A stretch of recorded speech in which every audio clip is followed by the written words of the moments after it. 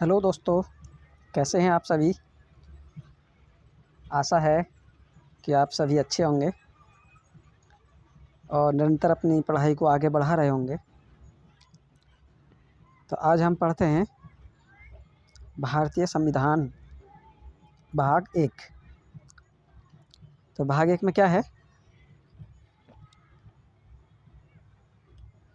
भाग 1 में भारतीय संविधान के भाग 1 में अनुच्छेद 1 से अनुच्छेद 4 के अंतर्गत भारतीय संघ एवं उसके राज्य क्षेत्रों का वर्णन किया गया है। तो भाग 1 में अनुच्छेद कहाँ से कहाँ तक हैं? तो अनुच्छेद 1 से 4 तक। और क्या है?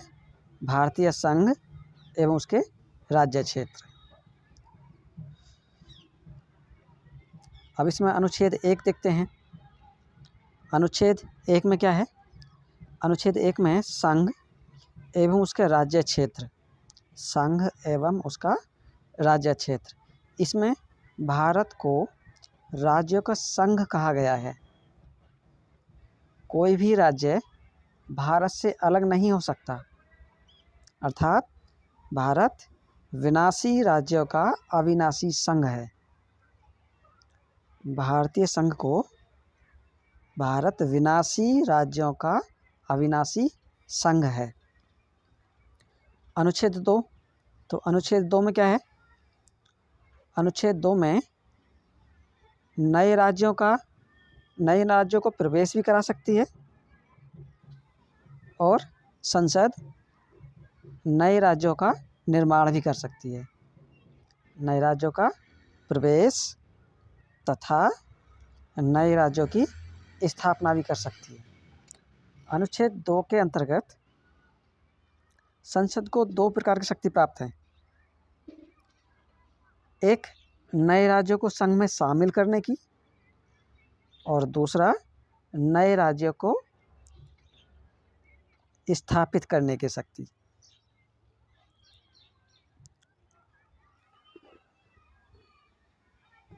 अनुच्छेद 2 के क के अनुसार सिक्किम एकमात्र ऐसा राज्य था जो पहले देश था, स्वतंत्र देश था। इसे 36वें संविधान संशोधन द्वारा 1975 में संघ में शामिल किया गया। तो इसको संघ में शामिल कब किया गया? 1975 में। और दूसरे राज्यों के समकक्ष बना लिया गया। अनुच्छेद 3 क्या है? अनुच्छेद 3 में है नए राज्यों का निर्माण और वर्तमान राज्यों के क्षेत्र, सीमाओं और नामों में परिवर्तन। अनुच्छेद 3 के अनुसार संसद नए राज्यों का निर्माण कर सकती है, उनके राज्य क्षेत्र को बढ़ा या घटा सकती है और नाम में भी परिवर्तन कर सकती है। किसके अनुसार? अनुच्छेद 3 के अनुसार। तो इसमें अनुच्छेद 1 में क्या था? संघ एवं उसका राज्य क्षेत्र। अनुच्छेद 2 में क्या था? नए राज्यों का प्रवेश या स्थापना। अनुच्छेद 3 में क्या है? नए राज्य का निर्माण और वर्तमान राज्यों के क्षेत्र में या सीमाओं में या नामों में परिवर्तन कर सकती है। 3 के क्या में क्या है? अनुच्छेद 3 के द्वारा संसद किन्हीं भी राज्यों के क्षेत्रों को अलग करके नए राज्य का निर्माण कर सकती है। यानी कि पहले से ही जो भारत में राज्य हैं उनमें से कुछ हिस्सा काटकर नए राज्य का निर्माण कर सकती है, या 2 या 2 से अधिक राज्यों को मिलाकर एक राज्य का निर्माण भी कर सकती है। ख में क्या है इसके? किसी राज्य क्षेत्र को बढ़ा सकती है, किसी भी राज्य के क्षेत्र को बढ़ा सकती है। ग में क्या है? किसी राज्य के क्षेत्र को घटा भी सकती है। और घ में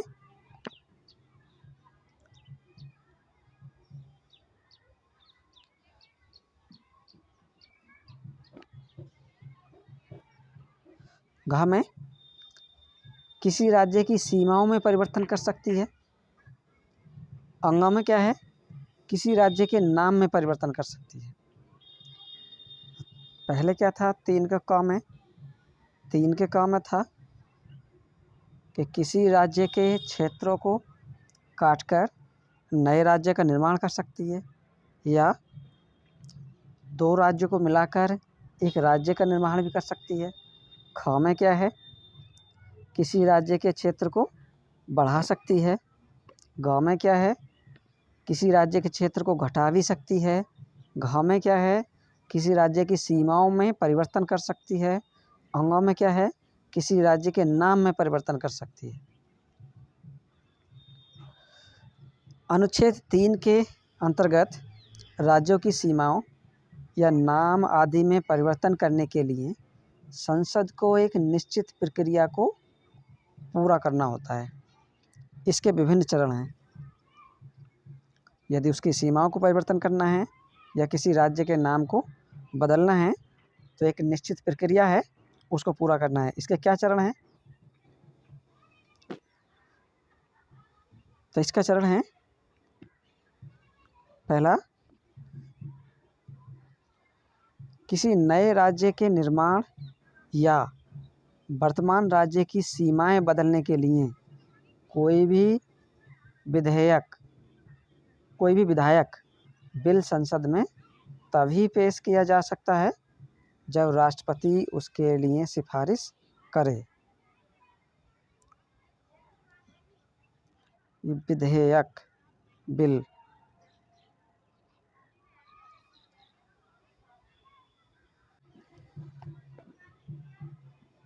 तो ये विधेयक है।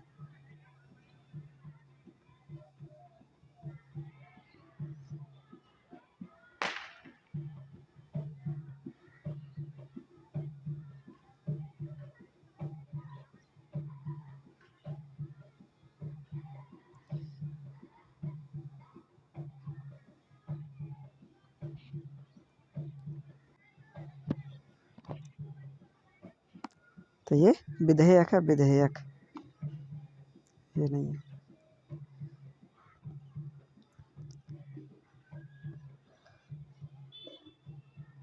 तो किसी नए राज्य के निर्माण या वर्तमान राज्य की सीमाएं बदलने के लिए कोई भी विधेयक या बिल संसद में तभी पेश किया जा सकता है जब राष्ट्रपति उसके लिए सिफारिश करे। राष्ट्रपति की सिफारिश के बिना कोई भी विधेयक बिल संसद में पेश नहीं किया जा सकता। नंबर 2 में, विधेयक द्वारा यदि किसी राज्य के क्षेत्र, नाम या सीमा में परिवर्तन होना है, किसी राज्य के क्षेत्र में, नाम में या सीमा में परिवर्तन होना है तो राष्ट्रपति को वह विधेयक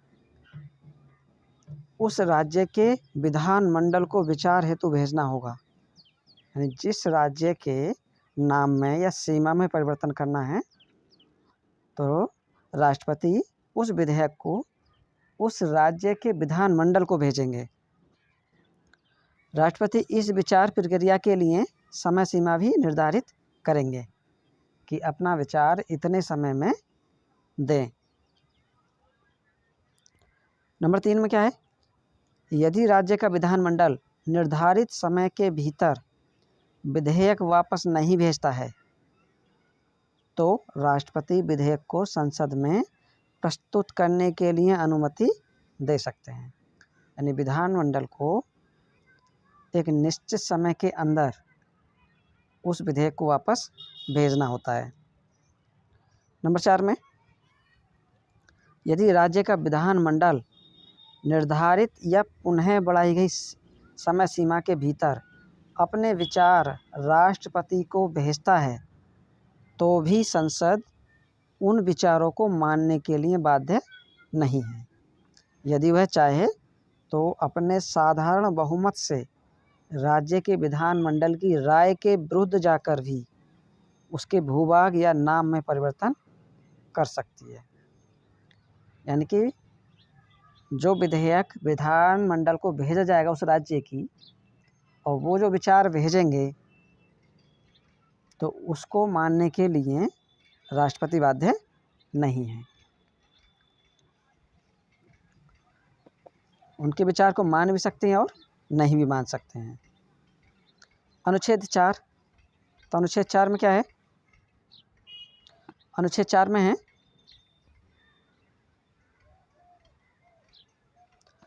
अनुच्छेद 2 एवं अनुच्छेद 3 के अनुसार नए राज्यों का प्रवेश या गठन या नए राज्यों का निर्माण या उनकी सीमाओं, क्षेत्र और नाम में परिवर्तन संविधान के अनुच्छेद 368 के तहत संविधान संशोधन नहीं माना जाएगा। यानी कि अनुच्छेद 2 और अनुच्छेद 3 के अनुसार जो भी राज्य के नाम में परिवर्तन, सीमा में परिवर्तन या क्षेत्र में परिवर्तन जो भी होगा वह 368 के अनुसार संविधान संशोधन नहीं कहलाएगा।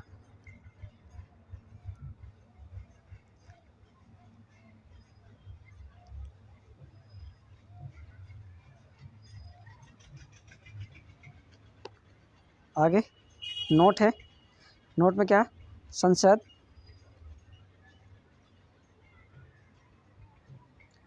है यह।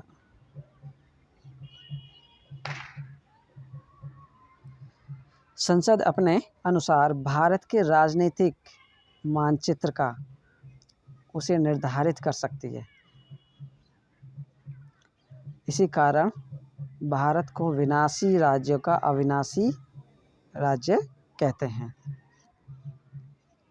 यानी कि संसद अपने अनुसार भारत के राजनीतिक मानचित्र को निर्धारित कर सकती है। इसी कारण भारत को विनाशी राज्यों का अविनाशी राज्य कहते हैं।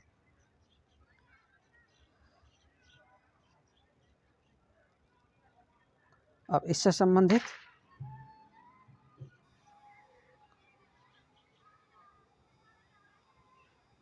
कुछ प्रश्न होते हैं, ले लेते हैं। प्रश्न पहला है,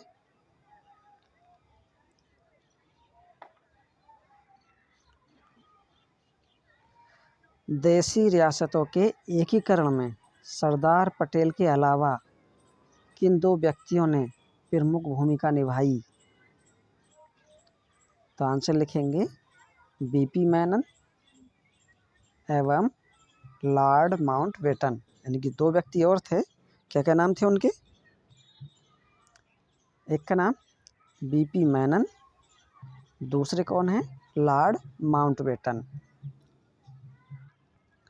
प्रश्न नंबर 2, जूनागढ़ को भारतीय संघ में किस प्रकार शामिल किया गया? जूनागढ़ को भारतीय संघ में किस प्रकार शामिल किया गया?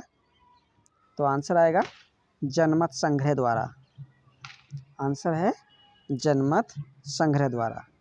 यानी कि जनमत संग्रह द्वारा जूनागढ़ को भारतीय संघ में शामिल किया गया। तीसरा, हैदराबाद को भारतीय संघ में किस प्रकार शामिल किया गया? हैदराबाद को भारतीय संघ में किस प्रकार शामिल किया गया? तो आंसर लिखेंगे पुलिस कार्रवाई के द्वारा। हैदराबाद को भारतीय संघ में पुलिस कार्रवाई के द्वारा शामिल किया गया।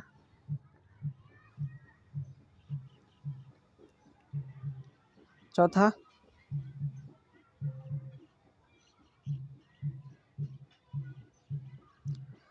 है, जम्मू कश्मीर को भारतीय संघ में किस प्रकार शामिल किया गया? जम्मू कश्मीर को भारतीय संघ में किस प्रकार शामिल किया गया? तो आंसर लिखेंगे विलय पत्र पर हस्ताक्षर के द्वारा। विलय पत्र पर हस्ताक्षर द्वारा। प्रश्न नंबर 5 है, भारत अर्थात इंडिया राज्यों का संघ होगा। भारत अर्थात इंडिया राज्यों का संघ होगा किस अनुच्छेद में उल्लेख है? तो आंसर लिखेंगे अनुच्छेद 1 में। अनुच्छेद 1 में उल्लेख किया गया है कि भारत अर्थात इंडिया राज्यों का संघ होगा। प्रश्न नंबर 6, किस अनुच्छेद के द्वारा संसद राज्यों को संघ में मिलाने, उनके क्षेत्रों में वृद्धि करने या कमी करने की शक्ति प्राप्त है? तो किस अनुच्छेद के द्वारा है संसद को ये शक्ति प्राप्त? तो अनुच्छेद 3 के अनुसार।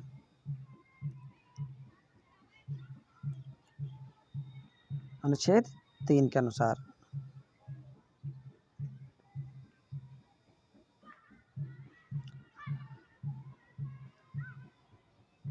प्रश्न नंबर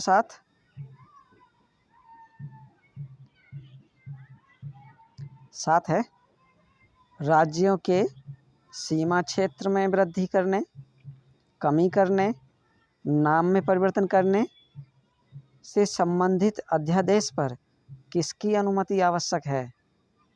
अगर किसी राज्य के सीमा में वृद्धि करनी है, क्षेत्र में वृद्धि करनी है या कमी करनी है या नाम में परिवर्तन करना है, तो इससे संबंधित जो भी अध्यादेश होगा उस पर किसकी अनुमति आवश्यक है? तो आंसर है राष्ट्रपति की। प्रश्न नंबर 8, उड़ीसा से ओडिशा नाम में परिवर्तन से संबंधित अधिनियम कब आया?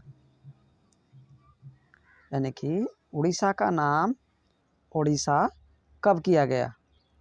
तो आंसर है 2011 में। 2011 में।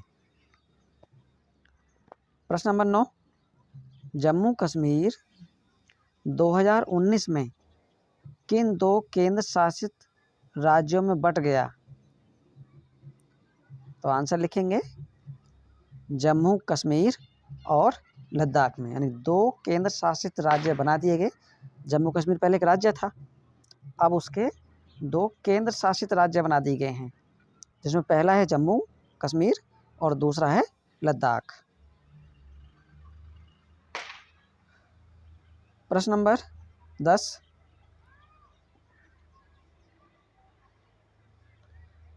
प्रश्न नंबर 10 है, सिक्किम को कौन से संविधान संशोधन द्वारा भारत में शामिल किया गया? सिक्किम को कौन से संविधान संशोधन द्वारा भारत में शामिल किया गया? तो आंसर लिखेंगे 36वें संविधान संशोधन द्वारा। और कब शामिल किया गया? तो 1975 में।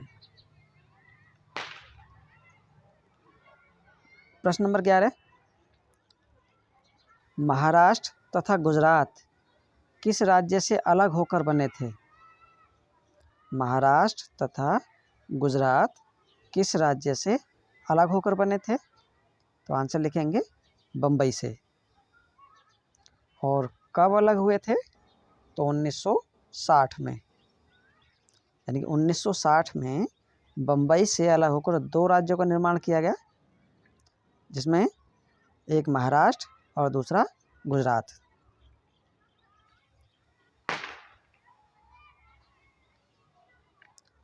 प्रश्न नंबर 12, हरियाणा किस राज्य से अलग होकर बना था?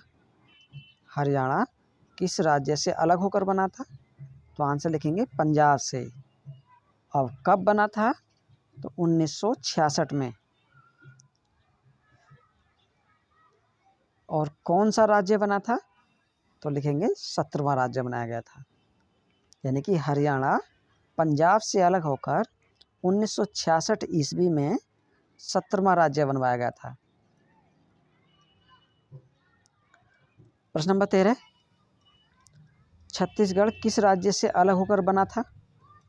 छत्तीसगढ़ किस राज्य से अलग होकर बना था? तो आंसर लिखेंगे मध्य प्रदेश से अलग होकर। कब बना था? तो सन 2000 ईस्वी में। और कौन सा राज्य बनाया गया था? तो 26वां राज्य बनाया गया था। यानी छत्तीसगढ़ मध्य प्रदेश से अलग करके सन 2000 में 26वां राज्य बनाया गया था। प्रश्न नंबर 14, उत्तराखंड किस राज्य से अलग होकर बना था? तो आंसर लिखेंगे उत्तर प्रदेश से। किससे?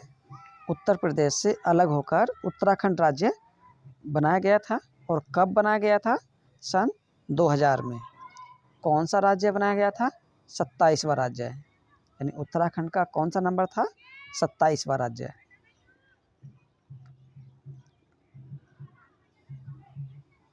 प्रश्न नंबर 15,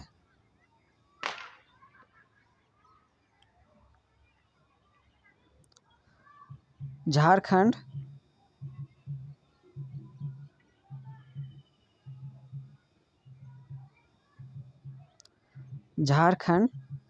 किस राज्य से अलग होकर बना था? तो आंसर लिखेंगे बिहार से। यानी बिहार से अलग करके झारखंड को बनाया गया था। कब बनाया गया था? सन 2000 में। झारखंड का कौन सा नंबर था? तो 28वां राज्य बनाया गया था। यानी झारखंड बिहार से अलग होकर सन 2000 में 28वां राज्य बनाया गया था। प्रश्न नंबर 16, 1973 में मैसूर का नाम बदलकर क्या किया गया? 1973 में मैसूर का नाम बदलकर क्या किया गया? तो आंसर लिखेंगे कर्नाटक। प्रश्न नंबर 17, तेलंगाना राज्य किस राज्य से अलग होकर बनाया गया था? तो आंसर लिखेंगे आंध्र प्रदेश से। तो तेलंगाना किससे अलग होकर बना था? तो आंध्र प्रदेश से। कब बनाया गया था? 2014 में। कब बनाया गया था? 2014 में। इसका नंबर कौन सा था? 29वां राज्य। प्रश्न नंबर 18, भारत का ऐसा राज्य जो पहले अलग देश था, स्वतंत्र देश था, कौन है वो? तो आंसर लिखेंगे सिक्किम। प्रश्न नंबर 19,